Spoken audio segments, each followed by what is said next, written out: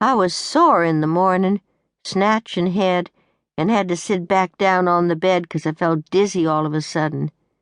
The jack can make my mornings a misery, though if I have a nip of it first thing, that helps.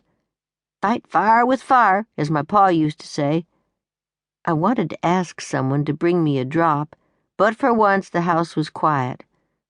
Only Martha was in, so light on her feet you couldn't hear her except she was humming to herself while she moved round the table and fire.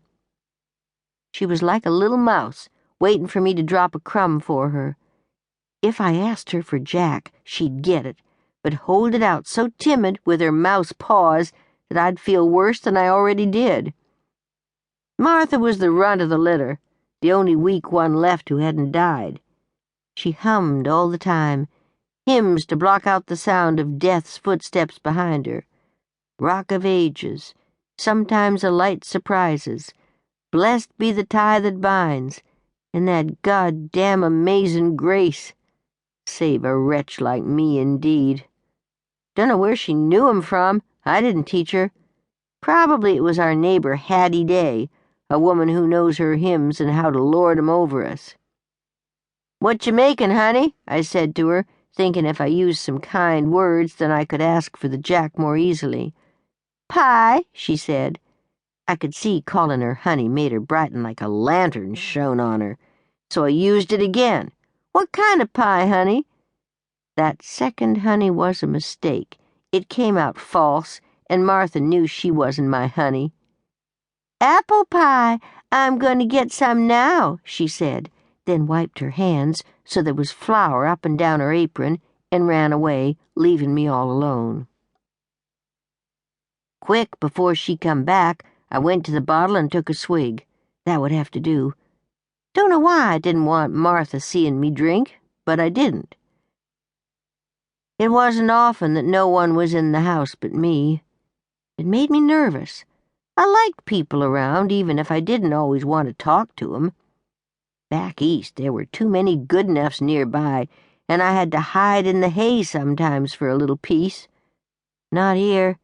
The hay wasn't sweet and dry like Connecticut hay. Swamp liked to get in and rot it. I looked around the empty room. Sal and Martha kept it neat, I'll say that for 'em. Wood stacked, floor swept, fire burning clear, dishes stacked on the shelves. Up in the attic, they'd have made the beds all smooth. Quilts not aired 'cause of the rain, but they could go a few days without airing. End of the day, there'd be mud tracked everywhere, a pile of muddy boots by the door, food on the floor where Caleb and Nathan dropped it. But for now, it was all prepared and ready for a day of battling the black swamp. We weren't living with the land, but alive despite it. 'Cause it wanted to kill us every chance it got, either the skeeters, or the fever, or the mud, or the damp, or the heat, or the cold. At least the house was warm enough, easy to do now the winter's back was broken.